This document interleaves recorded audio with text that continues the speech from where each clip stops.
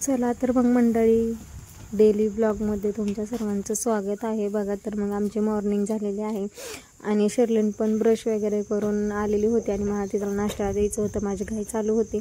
पहिल्यांदा आपलं नॉर्मल चपातीचं पीठ मी मळून घेतलं आणि आज शर्लिनला मला बीटची चपाती द्यायची होती, तर मी बीटचं जे आहे त्याचे पीठ मळून घेतलं होतं बीटच्या चपातीचं आणि मस्त ते थोडंसं पातळ झालं होतं. त्यात आज शुगरचं पीठ टाकलं होतं, त्याच्यामुळं म्हणलं थोडंसं पीठ वगैरे लावून मळून घ्यावं. आणि नंतर मी शर्लिनला चपाती केली आणि परत लक्षात आलं की शर्लिन नाश्त्याला खाणार आहे, म्हणून म्हणलं नको तर बाबा तेल नको लावायला, शर्लिनचा घसा पण दुखतो लगेच सकाळ सकाळ आपलं नॉर्मल तेल खाल्ल्यामुळं. म्हणलं की तूप लावूयात, म्हणून आपलं घरचंच जे मी दूध घेते म्हणजे मी घरीच तूप बनवते आणि तेच तूप मी माझ्या मुलांना यूज करते. तर मी तेच तूप म्हणलं शर्लिनच्या चपातीला पण लावूयात, म्हणून मी घेतलं आणि तूप आणि शर्लिनच्या चपातीला लावले. आणि शर्लिनला बीटची चपाती ही खूप आवडती. असंच मी तिला प्रत्येक वेळेस वेगवेगळं काहीतरी करून देत असते आणि ती पण आवडीने खाते.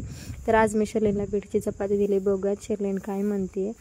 आणि शर्लिनने बीटची चपाती खातच होती, तर तोंडात घालत असते. मला म्हणजे हो मम्मा छान आहे. आणि तिने खाऊन वगैरे परत आले, बाहेर खेळत होते हे लोक सगळे.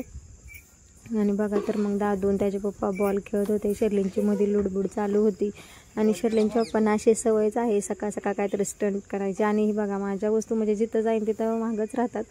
आम्ही आवरलं वगैरे आणि गेलो शर्लिनला स्कूलमध्ये सोडवायला. तर मी दादू आणि शर्लिन गेलो होतो. शर्लिनचे पप्पा तर काय नव्हते, म्हणून म्हणलं जाऊयात आपणच सोडवायला. तर बघा तर मग इथं आल्यानंतर दादूला फ्रेंड पण आहेत भरपूर खेळायला आणि त्या दादूसोबत छान खेळतात पण. आणि तिने बनवून दिलं होतं दादूला विमान. तर बघूयात आपण विमान दादूचं किती लांबपर्यंत जाते. अरे बापरे, विमान तर तिथंच कोसळलेलं आहे. आणि घरी आल्यानंतर मी केल्या शर्लिनच्या पप्पांना आळूच्या वड्या, ज्या की रात्री आपण तळून ठेवल्या होत्या, शिजवून ठेवल्या होत्या त्या. आणि मी शर्लिनच्या पप्पांना विचारलं कशा झाल्या, तर त्यांचं म्हणजे प्रत्येक वेळेसच असतं की छान नाही झाला, चांगला नाही झाला. खातात तर खरं आणि नाही होऊन पडतात. तर बघूयात कशा झाल्यात, कोणाकोणाला आवडतात कमेंटमध्ये नक्की सांगा. आणि थोड्या वेळाने शर्लिन परत रिटर्न आलेली आहे. बघा तर मग मी विचारलं की शर्लिन का आलीस तू, तर ती मला म्हणले माझं पोट दुखत होतं म्हणून. आणि नंतर आई आम्हाला बोलवायला आल्या होत्या की आपल्या शेतामध्ये जी विहीर आहे त्याच्यात साप होता, म्हणून आम्ही गेलतो बघण्यासाठी की बाबा खरंच आहे का. आणि बघा तर मग आपण बघूयात विहिरीत खरंच साप होता का. तर हे काही साप वगैरे नव्हता, ते होतं दाव. आमच्या आईनं वाटलं की तो साप आहे. आणि घरी आल्यानंतर मला काहीच करमत नव्हतं, म्हणून म्हणलं आज काहीतरी स्पेशल करूयात. म्हणून मी घातली साडी आणि साडी घातली आणि मस्त मेकअप वगैरे करत होती. आणि खरं तर सांगू का, मला मेकअपमधला यमसुद्धा माहीत नाही, कारण मी जास्त करून काही मेकअप वगैरे करतच नाही कधी. आणि मी करत होते आपला साधासा नॉर्मल मेकअप. तर बघा तर मग कशी मेकअप करते. तुम्ही काय काय मेकअपला यूज करता मला सांगा. मी काय एवढं जास्त यूज करत नाही, फक्त आपले लिपस्टिक आणि ती पण कोणत्या कंपनीची हे तर काय मला माहीत नाही, नॉर्मल आहे ते मी लिपस्टिक लावत होते. आणि नंतर काय नाही, लिपस्टिक, सिंदूर, आपली थोडीशी पावडर तेवढंच यूज करते मी, दुसरं काहीच नाही. आणि बघा तर मग कसा वाटतो आहे मेकअप नक्की सांगा.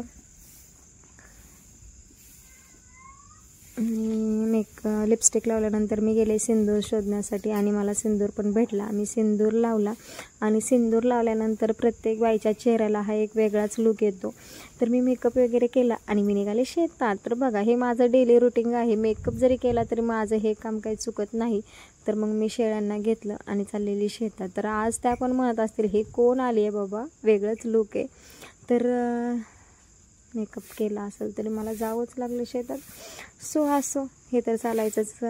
आणि कसं शेतात राहत असल्यामुळं एवढं तेवढं तर शेतातलं काम करावंच लागतं. मेकअप आहे म्हणून काय मागं सरावं लागत नाही. आणि नंतर मी शेतात शेळ्यांना बांधलं वगैरे. आणि बघा तर मग आणि थोड्या वेळाने मला मम्मीचा कॉल पण आला होता मी येणार आहे म्हणून, आणि मम्मी आली होती. तर बघा तर हा आहे शौर्य, माझ्या बहिणीचा मुलगा आहे. आणि दादूस आणि त्याचा खूप लळा आहे. तर दादू लगेचच मम्मी जाताना मम्मीच्या मागं लागला होता. आता शेवटी आजी आहे म्हणल्यावर एवढा तेवढा लळा असणारच.